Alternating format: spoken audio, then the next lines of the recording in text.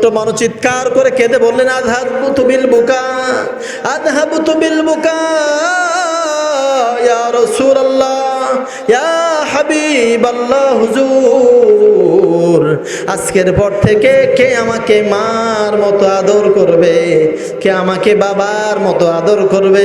রাসূলুল্লাহ সাল্লাল্লাহু আলাইহি ওয়াসাল্লাম বলেন, সবাসীর চিন্তার কোনো কারণ নাই, আমি ওয়াদা করলাম আমি রাসূল আজ থেকে তোমার বাবা হয়ে গেলাম। জোরে বলেন সুবহানাল্লাহ। আর একবার জোরে বলেন না সুবহানাল্লাহ। ছোট্ট মানুষ বাশির ইবনে কারাবা রাদিয়াল্লাহু তাআলা বাবার কোলে থাকা অবস্থায় বাবার চোখ দিয়ে দর দর করে পানি। স্ত্রী মারা গিয়েছে, স্ত্রী মারা গেলে অনেক মানুষ মুস্কি মুস্কি হাসে, কারণ কি জানেন? আর একটা বিয়ে করবে তাই। কথা কন না কে? কিন্তু কিছু কিছু মানুষ স্ত্রীকে এত বেশি পরিমাপে ভালোবাসে, ভালোবাসার কারণে স্ত্রী একটু ক্ষতি হয়ে গেলে নামাজ আদায় করে আল্লাহর দরবারে বলে, মালিক আমার অর্ধাঙ্গিনীকে, আমার স্ত্রীকে তুমি সুস্থ করিয়া দাও। দাড়িটা ভেজে দাড়ির পানিগুলো দর দর করে যখন সন্তানের মুখে পড়েছেন, সন্তানের ক্লান্ত শরীর, 7-8 বছর বয়স, রাসূলের ভালোবাসায় মক্কা ছেড়ে মদিনায় যাওয়ার প্রান্তে পথমধ্যে যখন শুয়ে পড়েছেন, বলেন তো ক্লান্ত শরীরে ঘুম যখন আসে, সে ঘুম কি সহজে ভাঙতে চায় নাকি? বন্ধুরা আমার, ভাইয়েরা আমার, ক্লান্ত শরীরে ছোট্ট সন্তানের সে চোখের ঘুমটা, বাবার চোখের পানি যখন সন্তানের মুখে পড়েছেন, সন্তানের মুখে পড়ার সঙ্গে সঙ্গে ছোট্ট সন্তান ঘুম থেকে জাগ্রত হয়ে বাবার দিকে তাকায়া, বাবার চোখের দিকে তাকায়া বাবার দাড়ির মধ্যে হাত বোলায় দিয়ে বাবার দাড়ির মধ্যে পানিগুলোকে মুছিয়ে দিচ্ছেন। বাবাকে জড়ায় ধরে চোখের পানি ছেড়ে দিয়ে কান্না করে বলছেন, বাবা তোমার সঙ্গে কি মার ঝগড়া হয়েছে? বাবা চিন্তার কোনো কারণ নাই, আমি বুঝতে পেরেছি আল্লাহ রসুলের কাছে যাইবার জন্য যখন রওনা দিয়েছি, তোমাদের দুইজনের মধ্যে কি যেন কথা হয়েছে, যে কথার কারণে তোমরা পথের মধ্যে ঝগড়া করেছ। আর রসুলের দরবারে মদিনায় যাওয়ার দরকার নাই, মাকে বুঝাও, কষ্ট নেবার দরকার নাই, মাকে বলো ঝগড়া করার দরকার নাই, বরঞ্চ আমরা 3 জন কাফেলা করে মদিনায় না গিয়ে মক্কায় ফিরিয়ে যাই। যখন এভাবে সন্তানরা এখন কেঁদে কেঁদে বলেছেন, বাবার চোখের পানি আরো বেশি দর দর করে নামা শুরু হয়ে গেছে। ছোট্ট মানুষ চোখের পানিগুলো মোছায় দিয়ে বলছে, বাবা কাদার কারণ কি? মাকে ডাক দাও। বাবা তো আর মাকে ডাক দিতে পারে না, কেননা বাবা জানে মা আর দুনিয়াতে নাই। ছোট্ট মানুষ বাবার কোল থেকে উঠলেন, মার কাছে গেলেন, মার কাছে গিয়ে মার কপালে চুমু দিলেন, মার ডান গালে বাম গালে চুমু দিয়ে, মার ঠোঁটে চুমু দিয়ে দেখে মার শরীরটা নিথর ঠান্ডা হয়ে গেছে।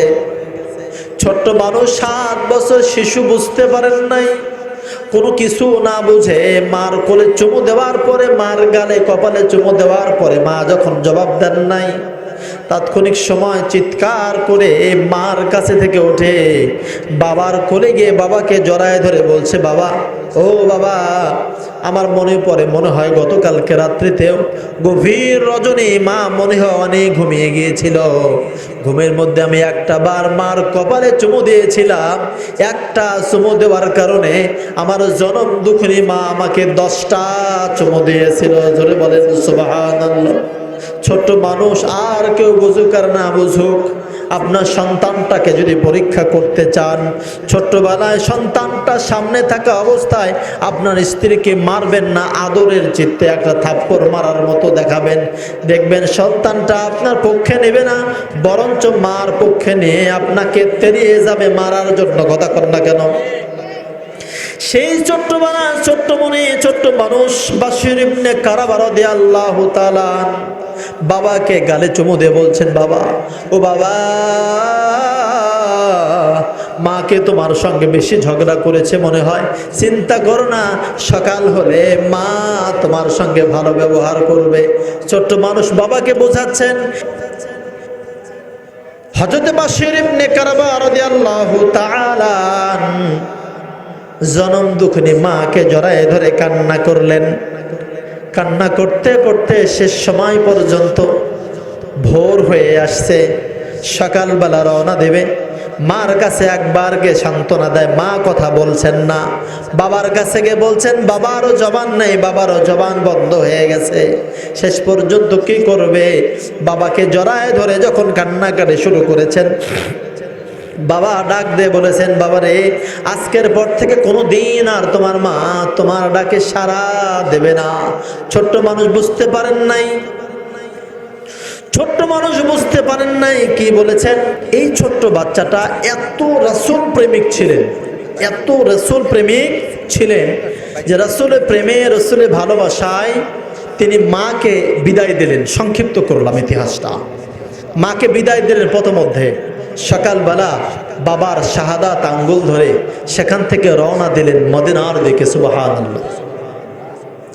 রাসূল আকরাম সাল্লাল্লাহু আলাইহি ওয়াসাল্লাম বলেন, আসরের নামাজের সময় মসজিদ নববীর সামনে যখন নামাজ পড়ে যখন দাঁড়িয়ে গেলাম, দাঁড়ানোর পরে দুজন মানুষ সামনে এসে দাঁড়িয়ে গেল।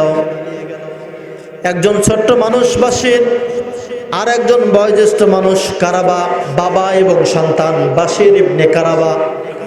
বাবা সন্তান দাঁড়ানোর পরে রাসূলকে সালাম দিলেন, আসসালামু আলাইকুম ইয়া রাসূলুল্লাহ, আসসালামু আলাইকুম ইয়া হাবিবাল্লাহ।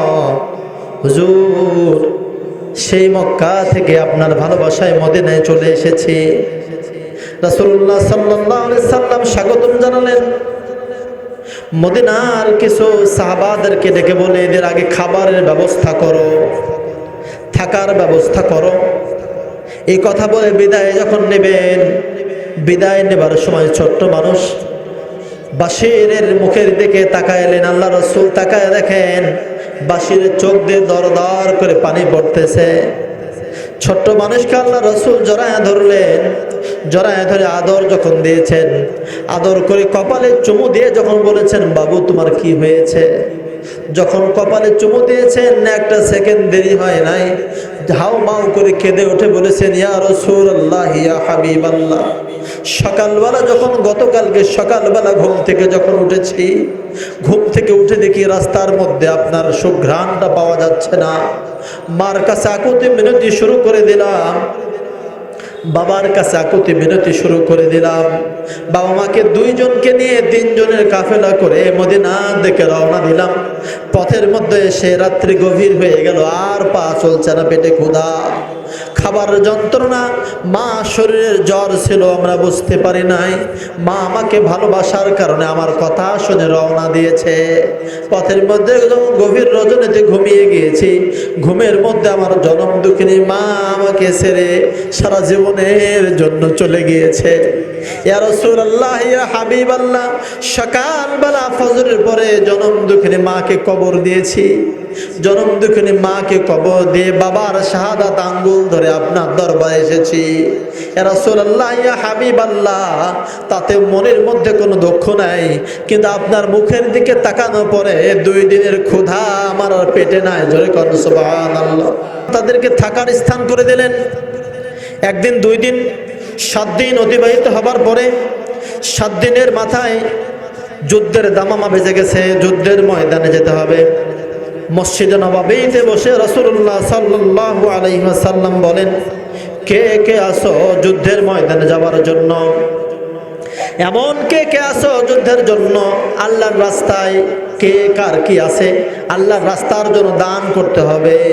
কে কে আসো 2 হাত তুলে দেখাও। সাহাবায়ে আজমাইনরা হাত তুললেন। আল্লাহর দরবারে হাত তোলার পরে দেখেন ওই সমস্ত হাত তোলার মধ্য থেকে একজন মানুষ আছেন, একজন মানুষ আছেন যে ব্যক্তির নাম কারাবা রাদিয়াল্লাহু তাআলা।